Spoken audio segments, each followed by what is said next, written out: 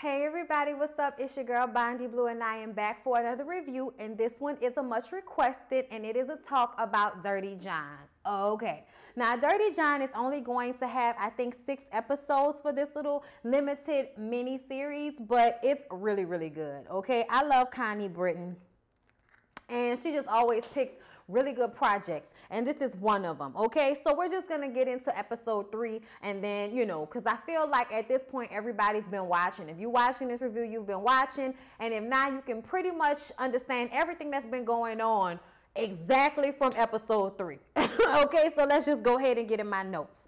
So the beginning of the episode starts off with John meeting with an anesthesiologist, I believe, you know, one of the doctors that give you the drugs to put you to sleep before they do whatever they're going to do to you.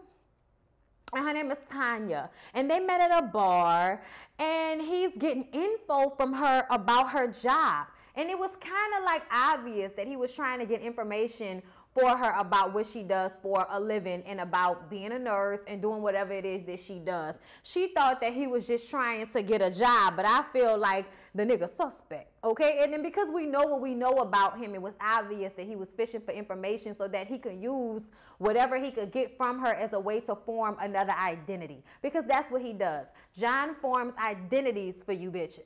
So on this first day that they meet at this bar, for some reason, he begs her to take him to work with her, and she does. And I was just like, girl, what the fuck? Why would you bring somebody who you just met to your job?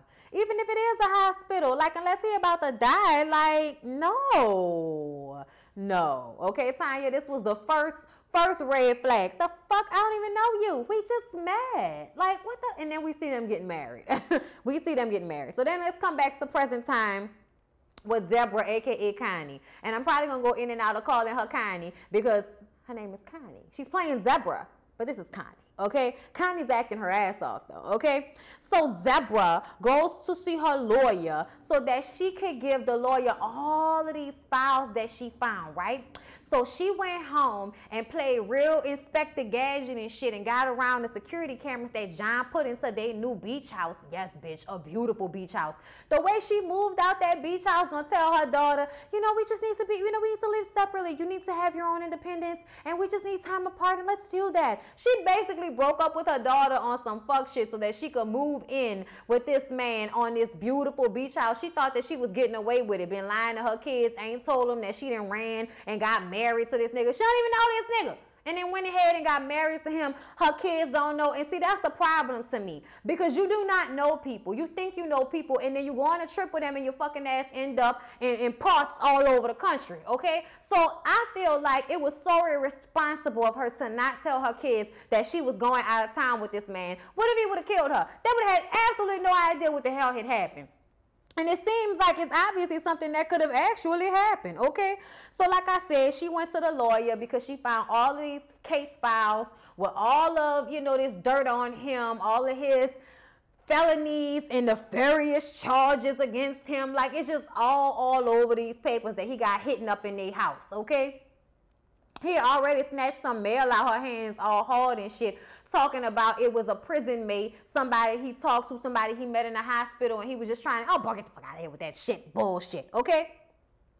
Connie still don't know if she believes that any of this is true, even though she found all this paperwork with his things. I'm like, girl, what is wrong with you? What is wrong with you? Then we see John and his previous lady, Tanya, getting ready to meet the parents. And he says that, you know, I don't want my mom and my parents to come because they're terrible people, and they didn't really love me. They didn't take care of me the way your parents took care of you. So I don't want to bring the negativity of them into our thing. So promise me you won't let them affect us and all of this shit. And I'm like, girl, anybody that's trying to warn you away from their family, you need to be looking around the corner like, oh, all right, maybe I need to walk away. I'm just saying, y'all, I don't trust this nigga. I don't trust this nigga at all, okay? So Connie, aka Deborah's oldest daughter, Ronnie, aka Veronica, comes in and tells her mom, oh, so you done got married to the nigga, huh? Ain't tell me, huh? I found out from Toby, our cousin Toby, yeah, because he told Toby that he no longer has an aunt and that he should be happy that his mom didn't live to see him being such a disappointment. Actually, he said you should be lucky that your dad blew your mom's brains out. That way she couldn't see the disappointment you've become. And I kind of thought that that was the most fucked up thing you could ever say to somebody. I mean, he'd already referenced shooting Veronica in the fucking head, or one of the other youngest daughter who don't like him either, because when she came to the beach house, he told her that they need to go somewhere until Connie came back. And I'm like, how you gonna tell her that she can't come inside and wait for her fucking mama? Like, what is this? Like, she never even said nothing. The youngest daughter never even said nothing to her mama about it. All she knew is she was going to go and dig and find out who he was. So she went in his closet and she found out that he was really a nurse and not a doctor, because they had been lying saying the nigga was a doctor. And he got mad and said that she's disrespectful and she shouldn't be going through his things. And Deborah with her stupid ass, well, yes, you shouldn't be going through his things. What are you doing in here? Like, mama, I wear your clothes all the time. What you mean I can't come in your closet? Like, y'all, that would have been my situation, okay? Like, I don't understand that, because I feel like as a mother, when you've already had a level of comfortability with your children, you're not supposed to allow some man to come in and change that dynamic, especially if your children aren't taking advantage of you. And that's what he tries to play it like her kids are taking advantage of her, because she's, you know, she's rich, she has money, she's an interior designer, owns her own business. And in all honesty, what you're not about to do is come in as a new man and act like the children are the problem. That is not a good sign. But y'all know Deborah just thirsty for a man, so she just gonna go ahead and ignore all of those red flags that John showed to her throughout the first 2 episodes. Connie says that she doesn't know anything about the things that John said to Toby, and Veronica is just like, well, I hope you got a prenup. And she just was kind of like, because you didn't get a prenup. Are you kidding me? You didn't get a prenup. What? So then we see John and Tanya at the hospital, and she's trying to get him into the nursing school so that he could get a job. And he lies and says that he used to be a lawyer. And it's like, nigga, you weren't never no lawyer. Look at you. You weren't never no lawyer. So Deborah goes to the safety deposit box. Okay, now look. Deborah had $90,000 or $80,000 just lying around in a beautiful high-end duffel bag, okay, in a little chest in her bedroom. It was just some in-case shit money, okay? They live in California. You never know. Wildfires. You got to pick up and leave. You know, you just never know. So she had $80,000, $90,000 just in her house, okay? He comes home with $10,000 asking if she could put it somewhere for him or put it into an account. And she just was like, I'm not comfortable with that, because it's obvious it could be some stolen money, some faulty money. Either way, she can't be putting shit into her account if she don't know where the money coming from, okay? So she said no, but then she shows him, oh, why don't you just put it in with the rest of the duffel bag money? He says, oh, okay. Come to find out, he didn't took the duffel bag money and put it into the safety deposit box. He didn't even tell her about it. He just was like, I think we should put the money in a safety deposit box. She was just like, okay, like a fucking idiot. Girl, this is your money, and you gonna let this man tell you what you gonna do with your money? Oh, girl, okay? Oh, girl.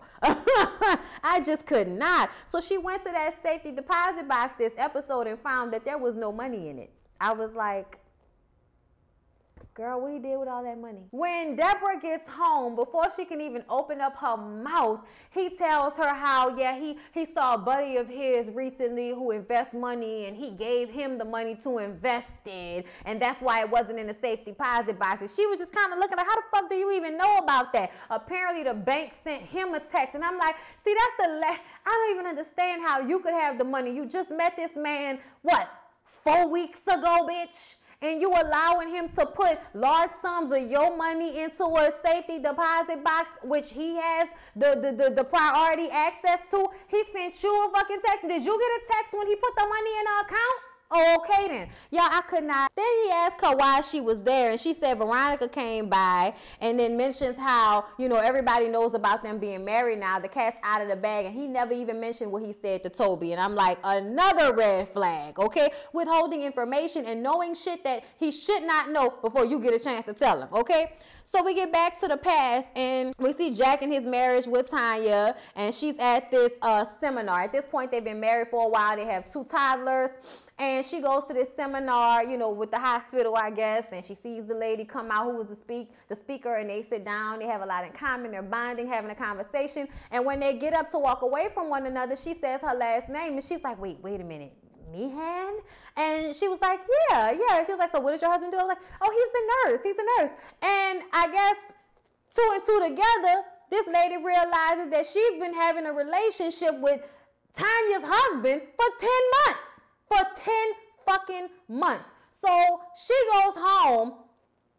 What the fuck? You cheating on me for 10 months? What is going on here? And he was just kind of like, well, she has more money. She doesn't work as much as you know. And she's like, so what are you trying to say? Are you going to leave me for another woman because she has more money? And he was like, I mean, it's something to do, you know. And I'm just like, what the fuck is wrong with this nigga? Like, this nigga is not right in the head at all. So now Tanya is realizing that this nigga's crazy. Like, you just had babies and got married for a crazy nigga, okay? But then later on, we see another nurse in the hospital noticing how John, who's supposed to be giving a patient some type of, you know, opioid or some type of medicine to dull her pain, switches out the bottles for saline. And remember, we kept seeing like these flashes of this lady being in pain, being in so much pain. Well, you know why she was in so much pain? Because his ass wasn't giving her any drugs. Wasn't giving her any drugs whatsoever. And the other nurse saw him very swiftly switch the bottles in his pocket. So she went and reported that shit immediately, okay? Then she took it to Tanya, and Tanya was like, oh my God, why would you do that? She was like, girl, this was not the first time he did that. You need to go home and make sure he ain't hide none of them fucking drugs he's stealing at your house. So that's what she did, y'all. She went home and went in the garage and looked through anything and had her a Deborah moment when she found all of them drugs and needles in her house. I was like, girl, this nigga's crazy. And now we find out that he's on drugs too. Either he's selling them or he's on drugs, a little bit of both. Either way, what? Run, bitch. You in danger, girl. You in danger. So the lawyer calls Deborah and tells her just exactly what I just said. She's in danger, girl. She was like, I'm just going to start, okay? Everything that you found out about him was true plus more, okay? He has numerous restraining orders against on-duty police officers, current police officers. 2 female police officers had to put restraining orders out against his ass. And he has a record of suing his lawyers even after they win his case. She said, girl, I can't deal with it. You're going to have to go ahead and file them papers on your own because I can't represent you with this type of foolishness going on. I just can't do it. So, y'all, Deborah passed the hell out. She had to get taken to the emergency room. I'm like, girl, this is what they do. They take your pockets, take your energy, take your soul. Take your soul. So, y'all, then we see Tanya meeting with one of what's supposed to be one of John's college buddies to ask about his drug use. And he says, yeah, man, you know, we did a couple lines of coke back in the day, but, you know, it wasn't really nothing like that, you know. And then he gets into how much of a con man he was, how he would throw himself in front of people's cars and say, hey, you know, the insurance company doesn't have to find out if you give me $300. And they did. Also finds out that he had a whole bunch of little cards that said he did maintenance and stuff like that and would give them out to old people. The old people would give him the first half of the money to go and, you know, buy supplies, and then he just take the money and run. Y'all, okay? Nigga is fucked up. To me, anybody that'll take advantage of old people like that, and then we find out about this hospital shit, letting them people suffer. Them people are in their worst. They are relying on the hospital to care for them when they're in so much pain. And this motherfucker is switching out her drugs, y'all, her pain medication. He ain't shit. He ain't shit. Put him under the jail. Ass rape him. Ass rape him. I'm sorry, y'all. But just people like this, I don't, there's a special place in hell for somebody that will not give a fuck about other people's pain in such a way. You have got to be a psychopath, sociopath, whatever the fuck it means when you don't have emotional attachments to anything or anybody, except for yourself and your drug use, okay? So, y'all, Veronica takes her mom to the PI so that, you know, she can tell her all the information that she's told Veronica. And she just basically says, you need to run, girl. Change your hair, change your clothes, get a new car, do whatever you gotta do, but run, because you done just fucked up this dude plan. And once he finds out, he might try to kill you. He been trying to put together guns from different pieces and shit like that. You don't know what's going on with this nigga. Run, girl, run. He gonna try to kill you, girl. Deborah has to hurry up and leave so we can keep going on with this plan that we don't know this nigga flow. and she has to go to back to her job so that he could pick her up. So they get back to the house. He goes upstairs. She hears him collapse, and she runs upstairs, and he's on the floor. He didn't threw up. I'm like, oh, all that drug use is catching up with your ass, ain't it? Dope head. Y'all, oh my God. She takes him to the hospital, and the nurse or the doctor, whatever she was like, so how long has he been on drugs? How long he been using opioids? Okay. And she don't know nothing about it. She was like, I don't know. I'm just going to go to the chapel and pray.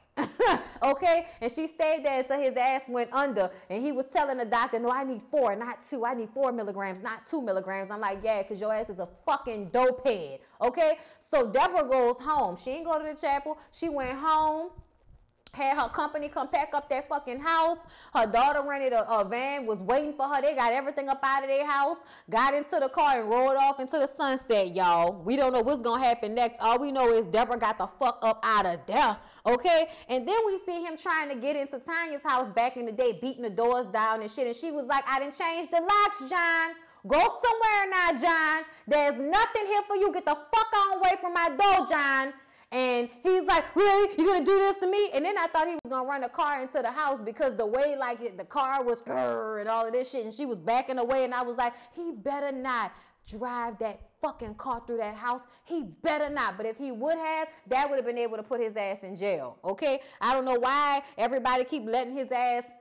Like, I'd have called the police as soon as he started banging on my door. Like, she should have been called the cops on his ass, especially considering the fact that he was stealing all of them drugs. But I guess she's still in the, he's my kid's father, line of thinking. So then she gets on the phone with a woman who has the same last name as John. And I'm thinking it's either his mom or a previous wife, but I think it was his mom because she was like, he told me not to call y'all. He told me not to speak to you or the kids. He warned me, but he's obviously back on drugs, isn't he? And I guess she didn't even really realize how bad this was until the conversation with the mom. It was definitely an aha moment. At the very end of the episode, we see John call Tanya back in the day and tell her that she better enjoy the time she got left, okay? Because he don't know what he gonna do or when he gonna do it, and she don't know what he gonna do or when he gonna do it. But when he do it, she gonna know.